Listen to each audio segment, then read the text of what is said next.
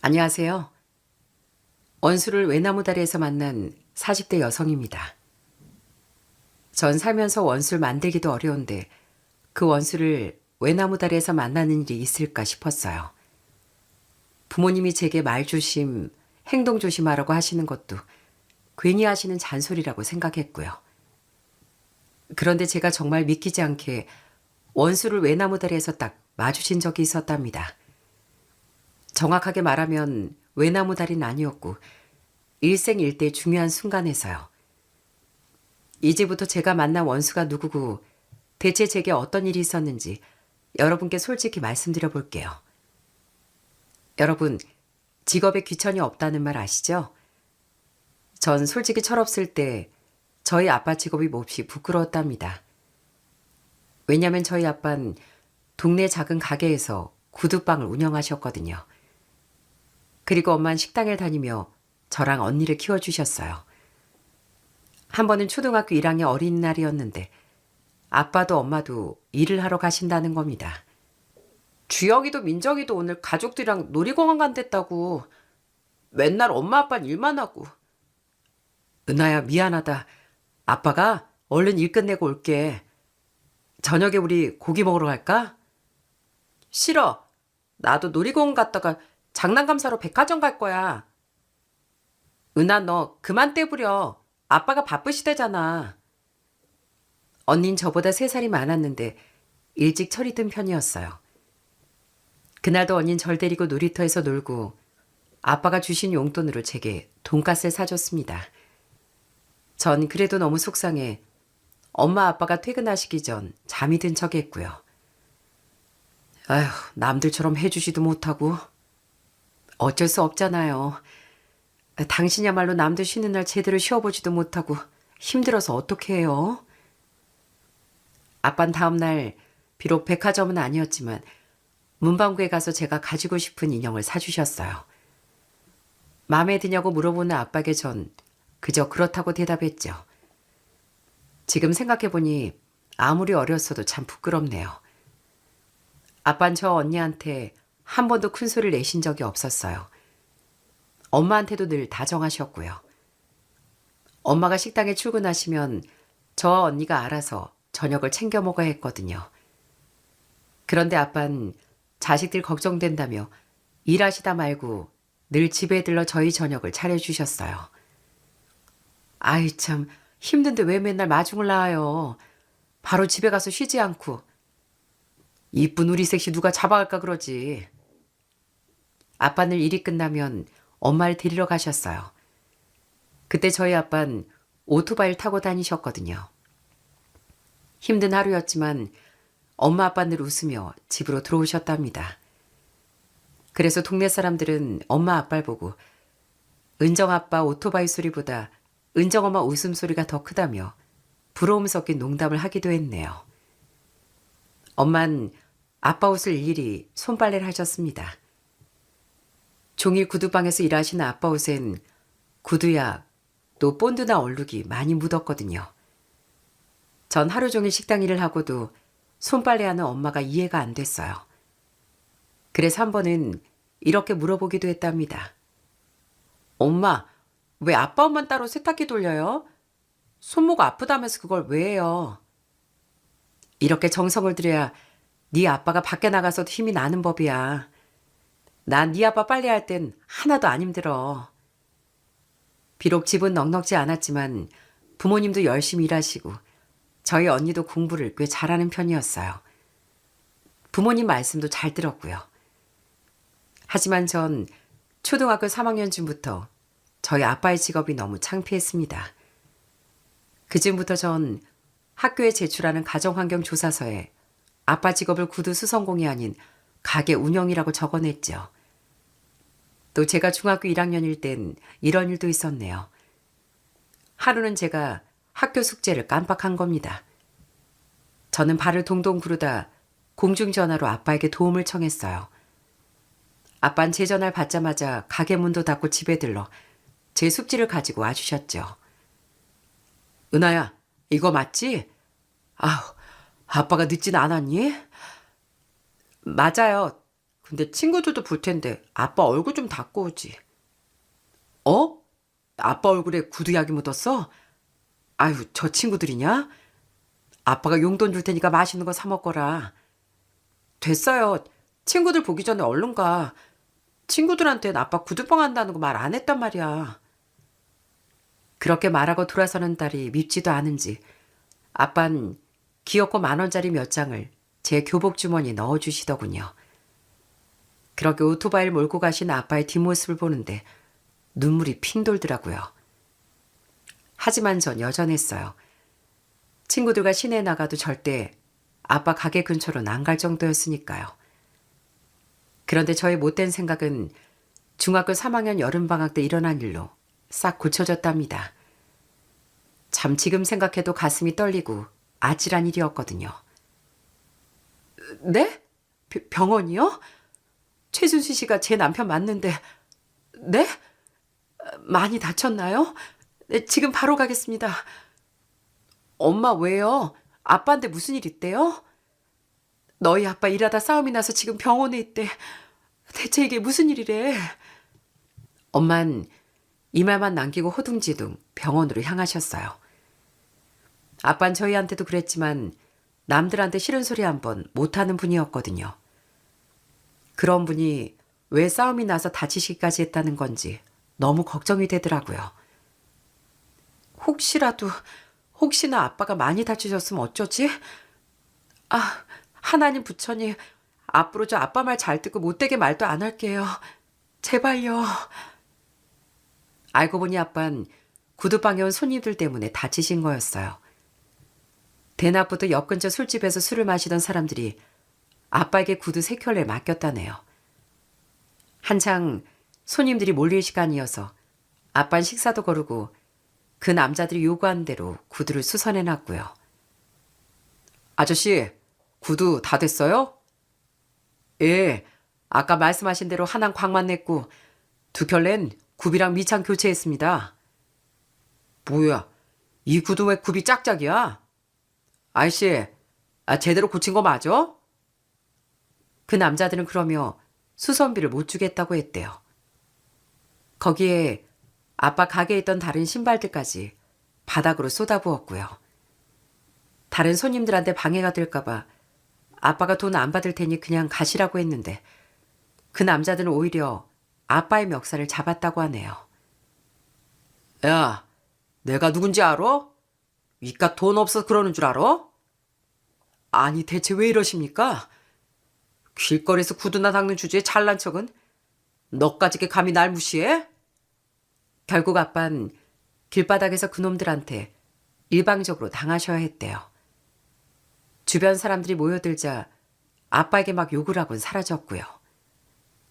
그 얘기를 듣는데 저도 모르게 눈물이 펑펑 나더라고요. 저는 아빠를 그렇게 만든 놈들을 꼭 잡고 싶었어요. 그래서 언니랑 경찰에 찾아가 직접 신고를 했습니다. 며칠 뒤 아빠를 폭행한 놈들이 경찰에 잡혔다는 연락이 왔더라고요. 동네에서 유명한 깡패들이었다고 이미 다른 폭행으로 수배가 돼 있는 놈들이었다네요. 공부하기도 바쁠 텐데 아빠 일까지 신경 쓰고 그래도 고맙다. 아니에요, 아빠. 아빠가 이렇게 다치셨는데 가만히 있으면 안 되죠. 우리 딸들이 아빠 많이 생각해 줘서 기쁘네. 정말 고마워. 아빠는 그렇게 일주일 정도 입원을 하고 퇴원하셨어요. 그리고 그 일로 인해 저도 완전히 바뀌었고요. 아빠가 다친 걸 보고 나니 건강하게 제 곁에 계셔주는 것만으로도 감사하다는 생각이 들었거든요. 아빠, 이 구두 이렇게 닦으면 돼요? 아유, 교복에 구두약 묻어. 냅두고 앉아있어. 집에 가서 쉬지 왜 왔어? 아빠도 나 있으면 좋잖아. 나 있는 거 귀찮아? 귀찮긴. 아빠는 우리 딸 얼굴만 봐도 좋지. 전 친구들에게도 아빠가 구두방을 하시니까 많이들 가보라고 막 추천을 하고 다녔네요. 그렇게 완전히 달라진 제 모습에 엄마 언니는 드디어 철들었다고 했고 아빠는 아무 말 없이 제 손을 따뜻하게 잡아주시더라고요. 그렇게 전 열심히 공부해 서울에 있는 대학교 영문과에 입학했어요. 부모님 부담을 덜어드리고 싶어 방학이 되면 아르바이트도 열심히 했죠. 여러 아르바이트를 하며 제가 서비스직에 잘 맞는다는 걸 알게 됐어요. 그래서 대학 졸업 후 아르바이트 하던 백화점 매장에 계약직으로 근무를 하게 됐죠. 근무 평가가 좋으면 정직원 전환이 가능해져 전 정말 열심히 일했답니다. 처음엔 많이 힘들더라고요. 친절한 손님들도 많았지만 갑자기 화를 내거나 말도 안 되는 요구를 하는 손님들도 많았거든요. 어이, 아가씨, 이거 현금 낼 테니까 딱 12만으로 해줘. 죄송하지만 손님, 매장에선 정가 정책으로 운영되고 있거든요. 그래서 가격 조정은 어려운 점 양해 부탁드립니다. 뭐? 이 여자 말이 안 통하네. 당장 매니저 나오라고 해. 처음엔 이런 손님들을 상대하고 나면 화장실에 가 몰래 울기도 했습니다. 그런데 아빠에게서 우리 딸 힘들면 언제든 아빠한테 와. 이런 문자 메시지가 온 거예요. 그 문자를 보니 평생 힘들게 일한 아빠 생각이 나더라고요. 그래서 전 이를 악물고 일을 배웠고 덕분에 입사 3년 후엔 정직원으로 채용이 될 수 있었죠. 정직원으로 채용된 지 몇 달 후 친구에게서 소개팅 제의가 들어왔더라고요. 나이는 저와 동갑이었고 일찍 사회생활을 시작한 남자라고 했어요. 친구가 그 남자 사진을 보여줬는데 너무 제 이상형이라 당장 만난다고 했죠. 안녕하세요. 임민국이라고 합니다. 네, 전 최은아예요. 안에서 일하느라 몰랐는데 많이 덥네요. 여름이니까요. 첫 만남 대화는 이게 전부였어요. 저도 고객을 상대하는 일이라 말을 잘하는 편이었는데 그 남자 무슨 말을 해도 2문장 이상을 하질 않는 겁니다. 근데 참 이상하죠? 둘이 아무 말 없이 밥을 먹고 있는데 불편하지가 않는 거예요. 그래서 그날 그 남자에게 다음번에 또 만나자고 했고 그렇게 2번, 3번, 4번 한 달 내내 주말마다 만났습니다. 그 남자는 늘 똑같았어요. 숫기도 없고 말주변도 없고 재미도 없고요. 근데 그땐 눈에 아주 콩깍지가 단단히 씌었는지 그 모습도 진중해 보이고 좋았네요. 한 번은 그 남자가 회사에 일이 생겨 약속 시간보다 1시간이나 늦게 왔거든요. 얼마나 뛰었는지 얼굴은 땀범벅에 넥타이도 다 풀려져 있었죠. 두 눈엔 다크서클도 가득했고요. 그런데 그 모습을 보고 저도 모르게 이렇게 말해버렸지 뭐예요.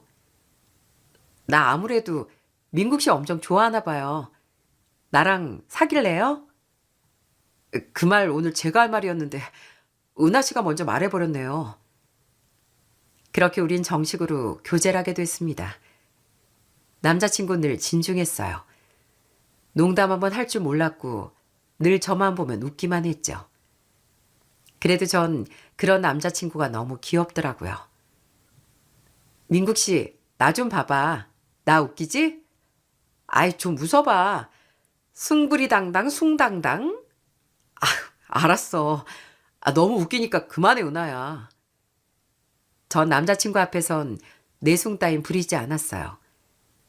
길 가다 남자친구 앞에서 개다리 춤도 췄거든요. 남자친구는 그런 절 보고도 한 번도 창피하다고 하지 않았네요.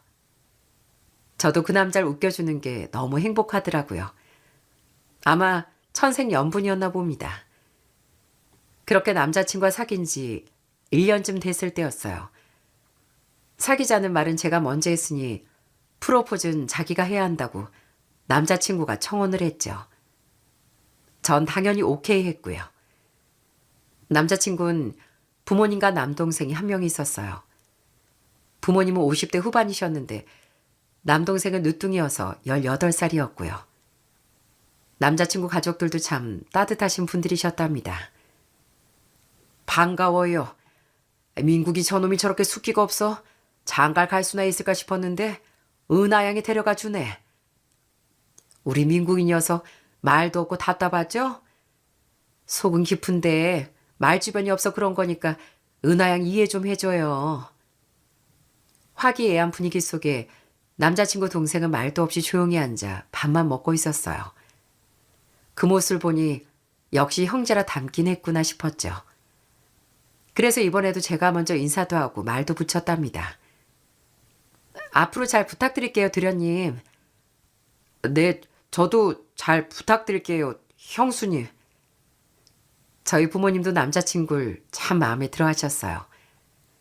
아빠가 구두방을 하신다는 이야기를 듣고 남자친구는 절 집에 데려다 줄 때마다 아빠 가게에 들러 꼭 인사를 드렸답니다. 상견례 결혼식도 물 흐르는 것처럼 진행됐어요. 남들은 결혼하면 그렇게 시댁 식구들이 낯설다는데 전 그런 게 별로 없더라고요. 워낙 사람 좋아하는 제 성격도 있었겠지만 시부모님들이 너무 잘해주셨거든요. 전 늘 정장에 구두를 신고 일해서 저녁이 되면 다리가 퉁퉁 붓곤 했어요. 그걸 아신 시어머니가 절 데리고 마사지숍에 가서 전신 마사지를 받게 해주신 적도 있었네요. 본인은 검소해서 그런데 가보신 적도 없었는데 말이죠. 그리고 시아버님도 절 무척 예뻐해 주셨답니다. 제가 시댁 근처 백화점에서 일한다는 얘기를 들으시곤 절 한번 보고 싶으셨는지 백화점까지 오신 적도 있었죠. 아버님, 언제 오셨어요? 오셨으면 저 부르시지 않고요. 뭐 찾으시는 거 있으세요? 이런데 혼자 오니 좀 민망해서. 여기서 제일 좋은 여자 화장품 하나 보여줄래? 시아버님은 제가 보여드린 립스틱 중 제일 비싸고 예쁜 거 2개를 고르셨어요. 그리고 한 개는 저한테 안겨주셨고요. 며느리 일하는 곳까지 왔는데 빈손으로는 못 가신다면서요. 시부모님은 이렇게 말은 많지 않으셨지만 늘 절 챙겨주셨답니다. 도련님도 마찬가지였고요. 시댁에 밥 먹으러 가면 늘 도련님은 자기가 직접 상도 치우고 설거지도 했답니다. 그렇게 행복한 시간이 이어지던 중 우리 가족들에게 청천벽력 같은 소식이 전해졌어요. 어느 날부터 시어머니가 계속 소화가 안 되고 갑자기 살도 많이 빠지셔서 가족들 걱정이 컸거든요. 결국 정밀검사를 받으셨고 위암 판정을 받으셨답니다. 그래도 병원에선 초기에 발견돼 다행이라고 수술 후 체력 회복과 식이 관리에 집중해야 한다고 했죠. 시어머니 암 판정에 누구보다 놀라신 분은 시아버님이셨어요. 2분은 저희 부모님만큼이나 인고 부부였거든요. 늘 주말엔 함께 등산을 다니셨고 남자친구 살면서 부모님이 다투시는 걸 한 번도 보지 못하셨다고 했어요. 내가 너희 엄마 간병을 해야겠다. 나한테 시집와 고생만 하다 저렇게 된 건데 내가 당연히 곁에 있어야지. 시아버님은 고민 끝에 회사를 그만두고 시골로 이사를 가시기로 했네요.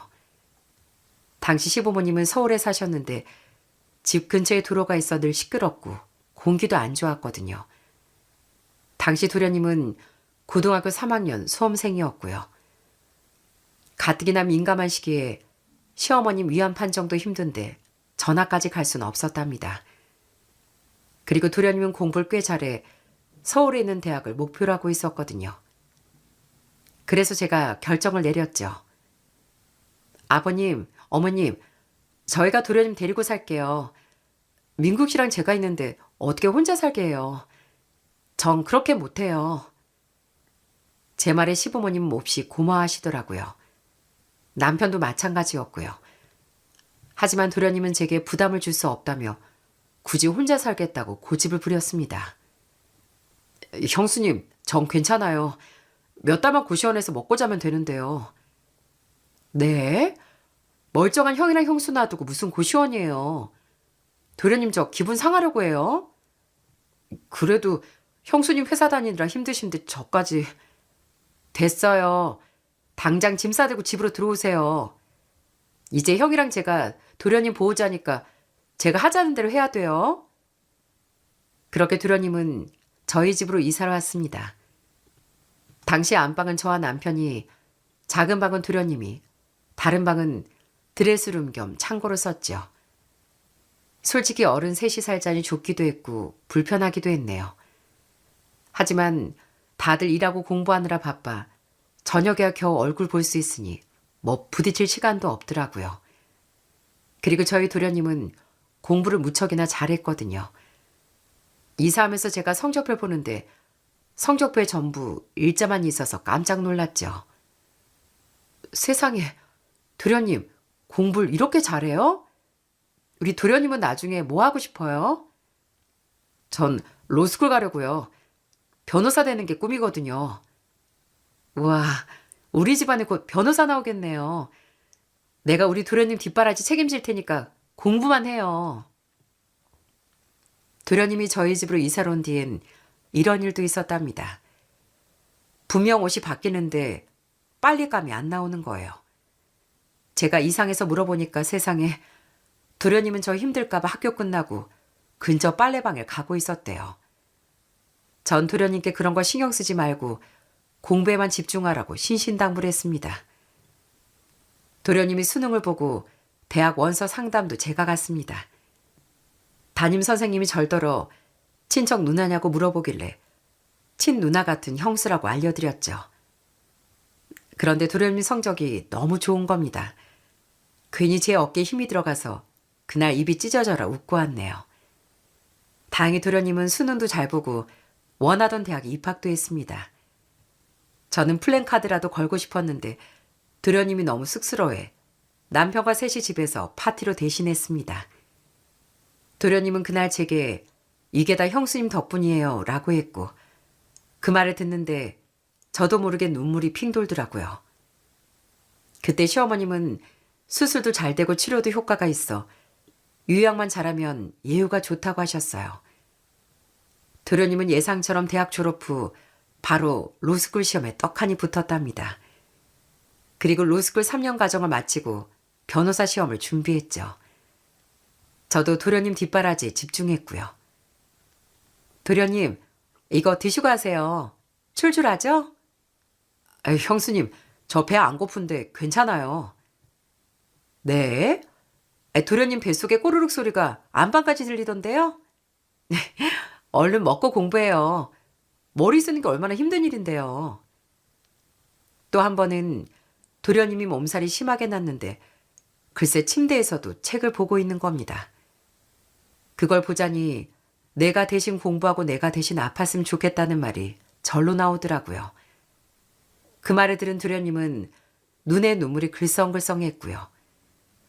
열심히 공부했지만 도련님은 변호사 시험에 한 번 탈락했어요. 그때 처음으로 도련님이 방문을 잠그고 밖에를 안 나오더라고요. 그렇지만 제가 예전처럼 아침 저녁으로 보양과 음식을 챙겨주니 도련님도 다시 마음을 잡았습니다. 그리고 다시 시험 준비에 집중했죠. 도련님, 여기 엿이에요. 얼른 먹어요. 형수님, 요즘에 이런 엿 같은 거 안 먹어요. 우리 땐 다 엿 먹고 철석 붙었다니까요. 내가 합격하는 엿 골라온 거니까 얼른 먹어요. 내가 어젯밤에 도련님이 높은 산에 올라가는 꿈을 꿨거든요. 이번에 분명 합격할 거예요. 결국 도련님은 2번 만에 변호사 시험에 합격했답니다. 합격자 명단 발표도 저랑 같이 확인했어요.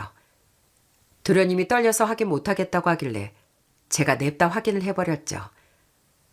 도련님 이름과 합격을 확인하고 둘이 끌어안고 방방 뛰며 얼마나 기뻐했는지 모릅니다. 소식을 들은 시부모님도 몹시 기뻐하셨어요. 저희 부모님도 많이 축하해 주셨고요. 특히 시어머님은 제게 너무 고맙고 미안하다며 울먹이시는 거 있죠? 네가 고생이 많았다.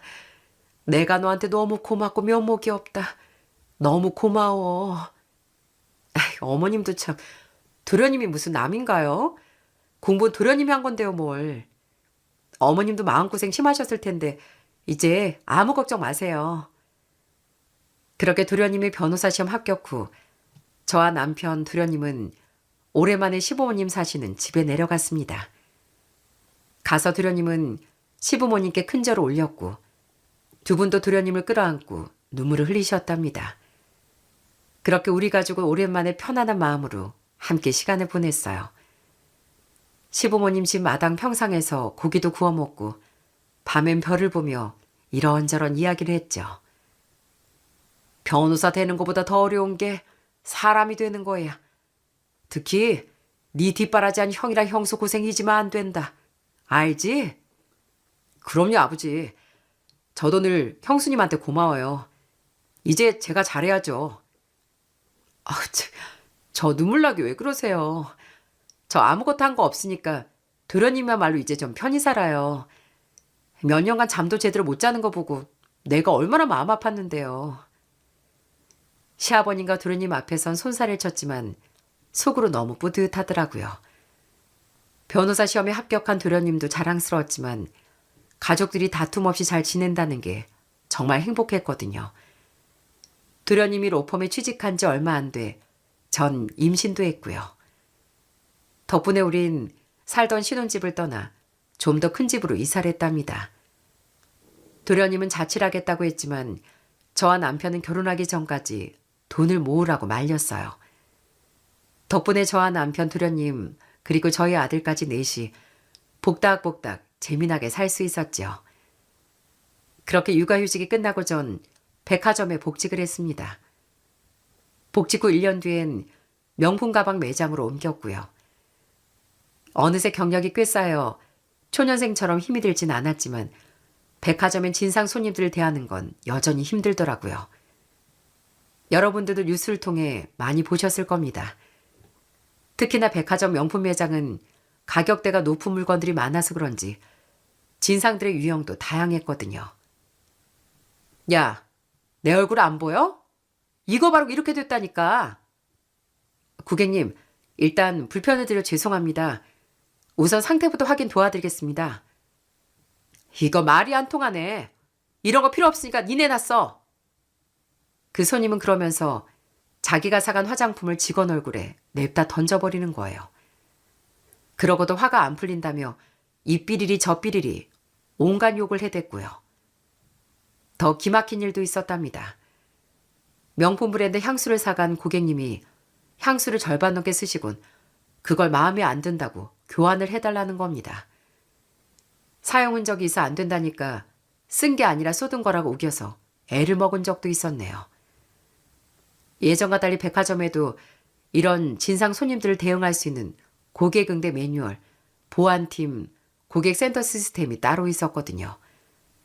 과거엔 직원들에게 무조건 참기가 요구됐지만 최근엔 직원들을 보호하는 추세고요. 그래도 진상 손님들을 만나고 나면 기운이 쭉 빠지곤 합니다. 한 번은 퇴근해서 도련님에게 상담 아닌 상담을 한 적도 있었죠. 아니, 쓰던 화장품을 가지고 와서 막 환불해달라고 신입 얼굴에 던지는 거예요. 그런 진상들을 제대로 쓴맛을 봐야죠. 형수님, 또 그런 사람들 나타나면 우리 시동생 변호사야. 이렇게 말해버리세요. 그럴까요, 그럼? 이렇게 얘기라도 하니까 속이 좀 시원하네요. 그런데 어느 날 제가 일하던 매장에 도련님이 찾아왔더라고요. 키도 훤칠하게 크고 잘생긴 도련님이 오자 백화점 직원들도 수군댔답니다. 저 가방 하나 사려고요. 여기서 제일 예쁘고 좋은 걸로 추천해 주세요. 어머, 도련님 여자친구 생겼어요? 뭐야? 나한테는 아무 말도 없더니 누구예요? 여자친구는 아니고요. 그만큼 소중한 사람이에요. 곧 그 사람 생일이거든요. 그 말을 듣는데 설마 싶었습니다. 바로 3일 뒤가 제 생일이었거든요. 제 표정을 본 도련님은 다 안다는 듯 웃으며 말을 이어갔습니다. 여기서 형수님 마음에 드는 걸로 골라보세요. 도련님 마음만 받을게요. 도련님 무슨 돈이 있다고 이 비싼 걸 사줘요. 저 이래봬도 변호사예요. 가방 안 골라주시면 저 안 나가 죽치고 있을 겁니다. 저와 도련님의 실랑이를 들은 직원들도 웃으며 저에게 얼른 가방을 고르라고 하더라고요. 맨날 가방을 추천만 해줬지 사는 건 처음이라 너무 어색한 거 있죠? 그래서 작은 손지갑을 골랐는데 도련님이 다른 직원에게 말해 제일 유행하던 가방으로 계산을 했답니다. 아무래도 너무 비싸서 안 되겠어요. 이거 받으실 자격 충분하세요. 저 형수님 덕분에 이렇게 변호사도 될 수 있었는데요. 앞으로 저 돈 많이 벌어서 형수님도 호강시켜드릴게요. 제게 가방을 안겨주고 나가는 모습을 보니 정말 눈물이 나더라고요. 주변 직원들도 시동생 잘 뒀다고 다 부러워했고요. 바쁜데 찾아와 이렇게 챙겨주고 가는 도련님 마음이 너무 고마웠죠. 그렇게 도련님이 다녀가고 며칠 뒤였습니다. 기분 좋게 출근을 했는데 매장 입구가 소란스러지더니 직원들이 수근수근 대더라고요. 한 젊은 여자가 가방을 고르는데 마음에 안 든다며 직원에게 욕을 하고 있었어요.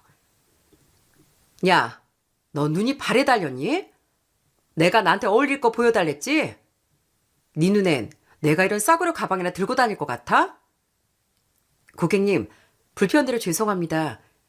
혹시 괜찮으시면 최근에 들어온 디자인도 한번 보여드릴까요? 신상품 들이밀면 끝이야?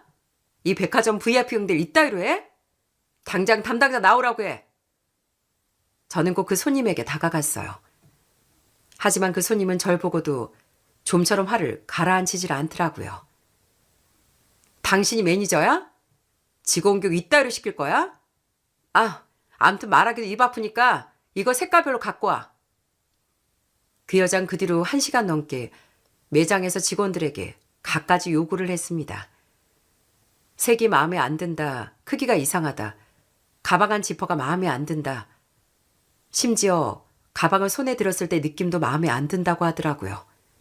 백화점 내에선 손님들이 직원에게 폭언, 폭행을 할 경우 보안 업체에서 출동을 하게 돼 있거든요.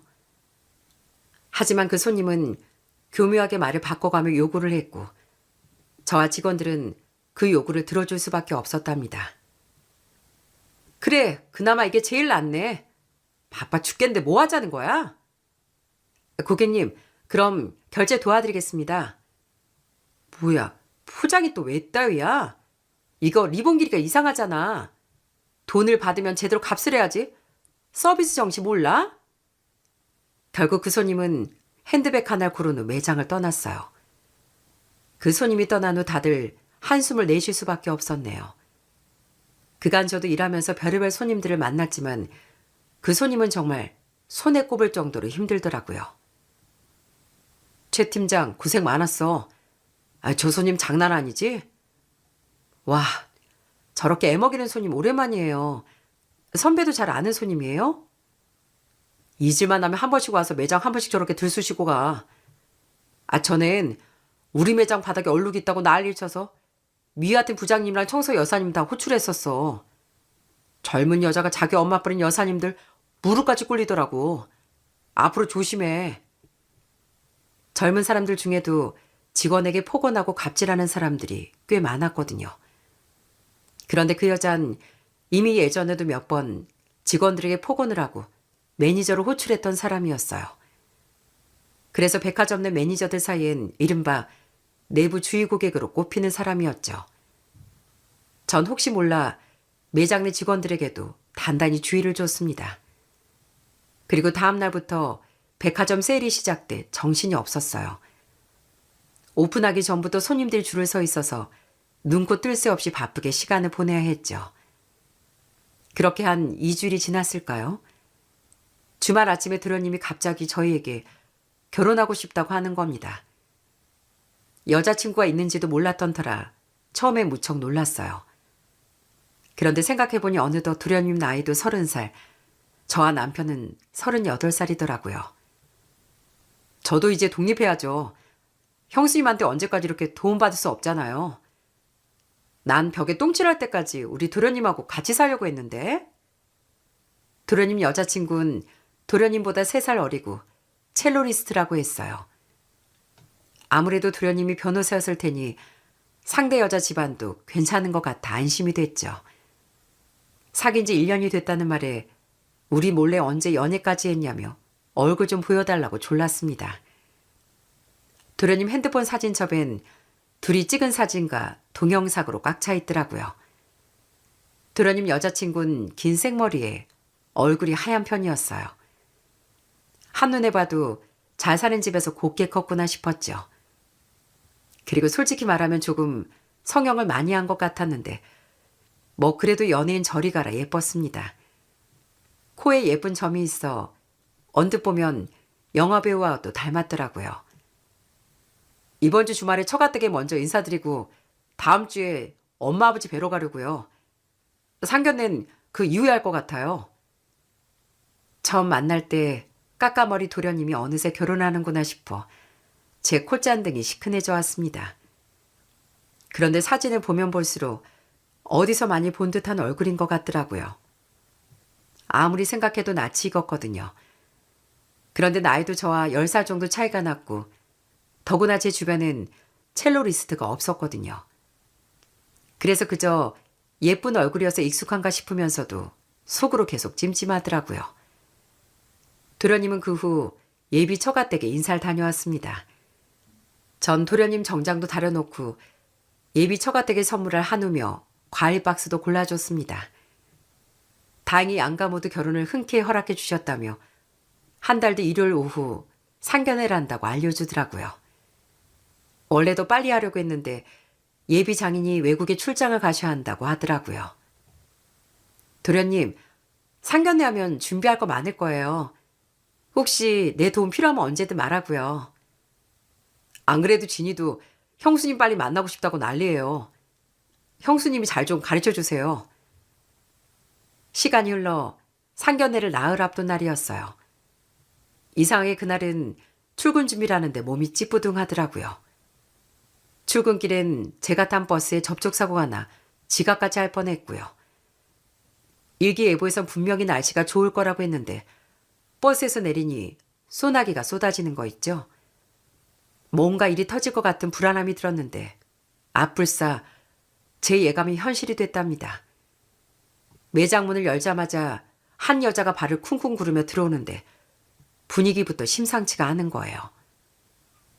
저기요, 이거 환불해줘요. 그러면서 그 손님은 가방이 든 쇼핑백을 냅다 테이블로 던졌습니다. 구매 내역을 살펴보니 2달 전 핸드백을 구입한 손님이었어요. 네, 바로 1시간 동안 매장을 뒤집어 엎어놓은 그 손님이었죠.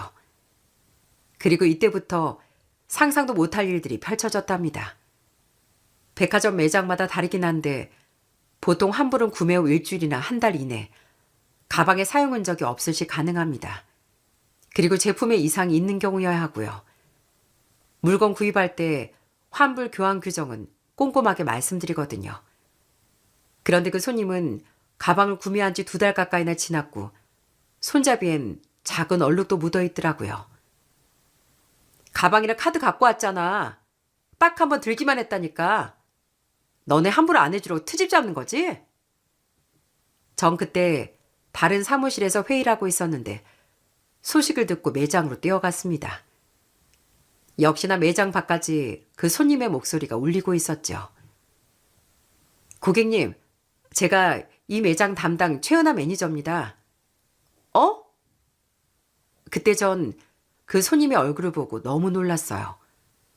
하얀 얼굴에 긴 생머리, 콧등에 예쁜 점.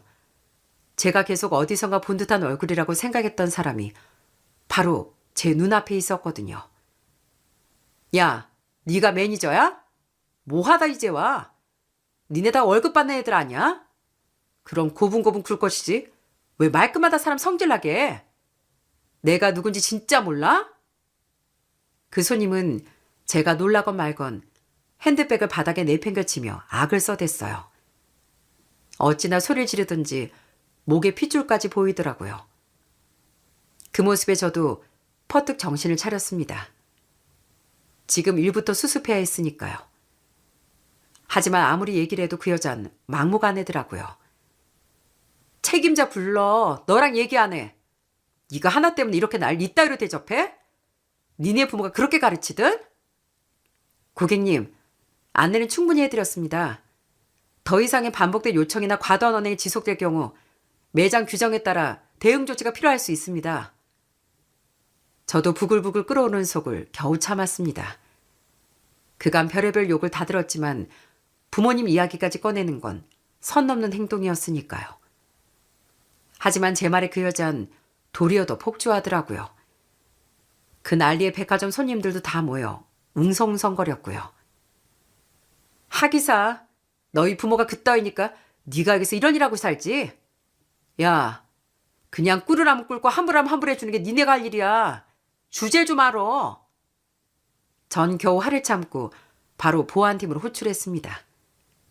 그리고 그 순간 그 여자의 눈이 돌더니 곧제게 덤벼들더라고요. 그리고 제 얼굴에 엄청난 통증이 느껴졌습니다. 야, 너네가 누군지 알아? 네 인생 한번 종치게 해줘? 그 여잔 손에 들고 있던 핸드백을 제 얼굴로 던진 후 곧제 머리채를 잡더라고요. 직원들과 보안업체 직원들이 달려와 말렸지만 그 여자 나의 저에게 발길질까지 하며 온갖 욕을 퍼부어댔어요. 옛날이었다면 손님들에게 계속 죄송하다고 했을 텐데 요즘엔 시대가 많이 변했잖아요. 백화점 규정상 직원들에게 선 넘은 폭언 및 폭행을 한 경우엔 보안팀이 출동하고 실제로 폭행이 있을 경우엔 112 신고도 가능하거든요. 그 여잔 이후 경찰이 출동한 후에도 자기가 뭘 잘못했냐고 난동을 부렸어요. 저는 병원으로 가 치료를 받았고요. 얼굴엔 찰과상을 입었고 머리를 얼마나 뜯겼는지 두피가 아주 얼얼하더라고요. 그런데 몸보다 마음이 더 아프고 혼란스러웠습니다. 다음날 전 보안팀으로 가 전날 촬영된 CCTV를 확인해 봤어요. 회사에서도 제 상처를 보고 고소하는 게 좋을 것 같다고 하더군요. 저뿐 아니라 그간 다른 직원들도 그 여자에게서 계속 모욕을 당하고 있던 상황이었거든요. 그때 연매장에서 일하는 선배에게서 연락이 왔습니다. 매장 단골 손님이 어제 그 소동을 모두 촬영했는데 혹시 도움이 될까 싶어 보내줬다면서요. 영상은 멀리서 찍혔지만 그 여자가 했던 막말들이 고스란히 녹음돼 있었어요. 그걸 보니 이대로 그냥 참고 넘어가선 안 되겠다는 생각이 들었죠. 결국 전 CCTV와 진단서를 바탕으로 경찰이 그 여자를 고소했습니다. 고소장을 제출하고 난 이틀 뒤가 도련님 상견례 날이었어요. 얼굴에 멍이 얼마나 크게 들었는지 화장으로도 잘 가려지지가 않더라고요. 고민하던 전 화장을 지우고 상견례장으로 향했습니다. 제 상처를 그대로 보여줘야 그 여자의 민낯도 다 드러날 것 같았거든요. 그리고 다시 그 여자와 마주했답니다. 이틀 전과는 아주 달리 천사 같은 웃음을 보이더라고요. 앞으로 잘 부탁드릴게요.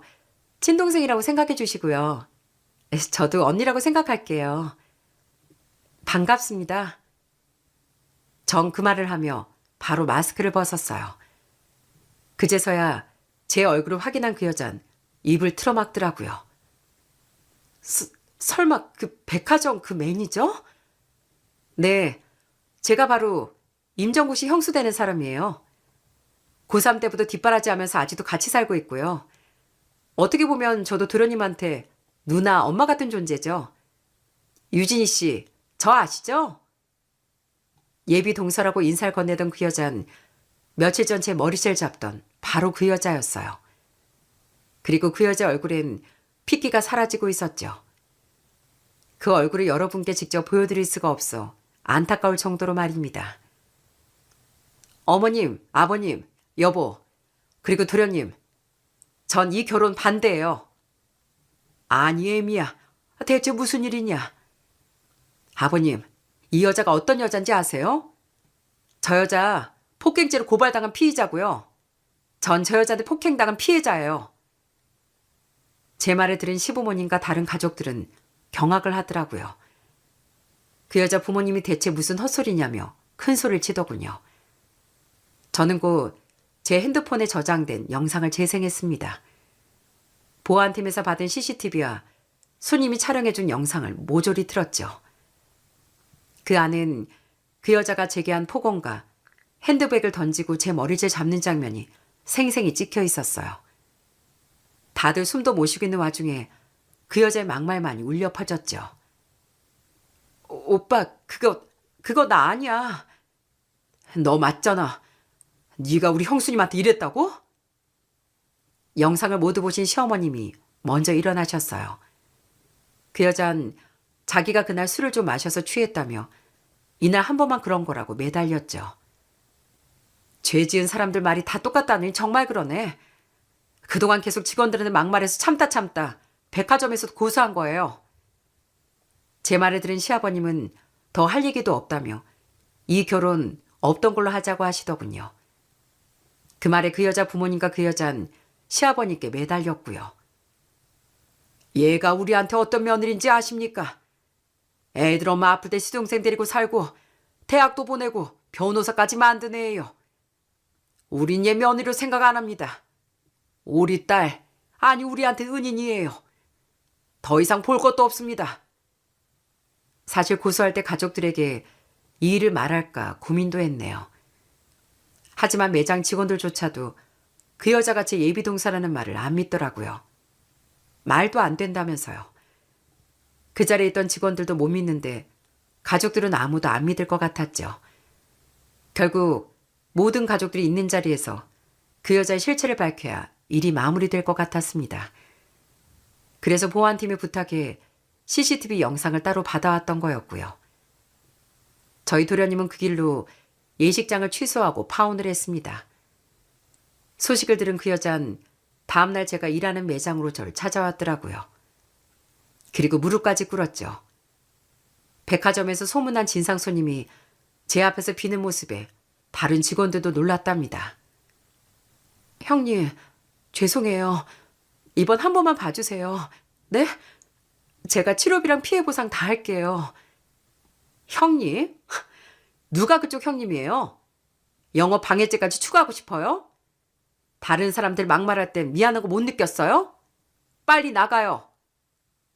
결국 그 여잔 도련님한테까지 찾아가 빌었다네요. 하지만 도련님은 꿈쩍도 하지 않았답니다. 오빠, 내가 다시는 안 그럴게. 한 번만 봐줘, 어? 내가 분명히 말했지? 난 너랑 형수님 택하라면 우리 형수님이야. 늦었어. 난 너 같은 여자랑 결혼 안 해. 그렇게 도련님은 파혼을 하고 1년이 지났습니다. 도련님은 아직도 저희 집에서 같이 살고 있답니다. 사실 얼마 전 저희가 좀 더 큰 집으로 이사를 했거든요. 집을 알아보는데 도련님이 저한테 통장 하나를 내미는 겁니다. 집 구할 때 보태라면서요. 무슨 돈 이렇게 많이 줘요? 괜찮아요, 도련님. 넣어둬요. 그동안 형수님이 저한테 해주신 거 생각하면 이건 아무것도 아니에요. 그리고 저 돈 잘 번다니까요. 돈의 액수를 떠나 이렇게 절 생각해 주는구나 싶어 어찌나 대견했는지 모릅니다. 도련님이 모은 돈과 저랑 남편이 번 돈을 합쳐 얼마 전엔 이사도 잘했습니다. 새 집에 시부모님과 저희 부모님도 모시고 집들이까지 신나게 했고요. 전 아직도 백화점 금매장에서 일을 하고 있습니다.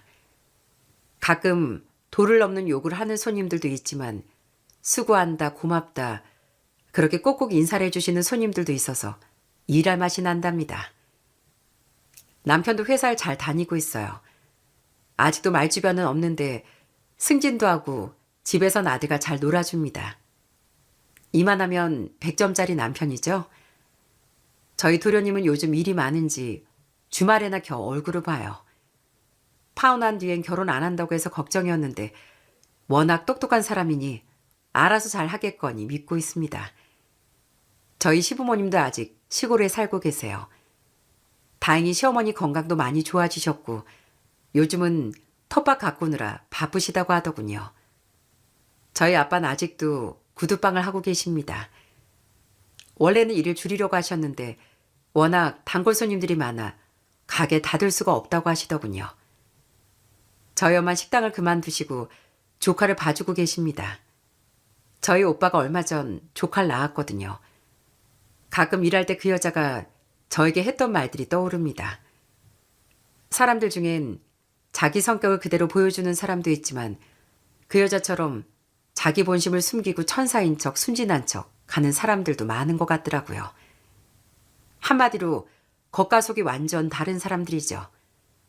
물론 집안 좋고 돈 많은 사람들 중에도 모든 사람들을 인격적으로 대하는 사람도 있는 반면 그 여자처럼 다른 사람들을 하찮게 보고 무시하는 사람도 있더라고요.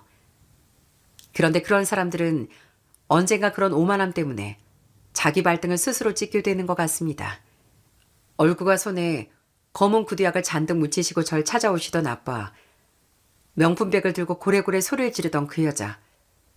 그 안에서 전 사람의 높고 낮음을 결정하는 건 돈이 아니라 자기 일에 최선을 다하고 다른 사람들 존중하는 태도라는 걸 알게 됐답니다. 가끔은 도련님과 결혼한다는 그 여자가 하필 그 여자였고 그 여자가 왜 제가 일하는 매장에 왔을까 싶습니다. 원수는 외나무다리에서 만난다는 말이 이럴 때 쓰는 말일까요?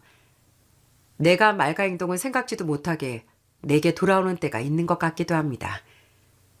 그래서 정말 말과 행동을 다시 한번 조심해야 한다는 걸 배웠네요. 날이 어느새 한여름 같습니다. 날이 더워지면 불쾌지수도 늘어나 진상 손님이 증가하는 얘기도 있더라고요. 다들 힘들지만 한 번씩 웃어보면서 지내는 건 어떨까요?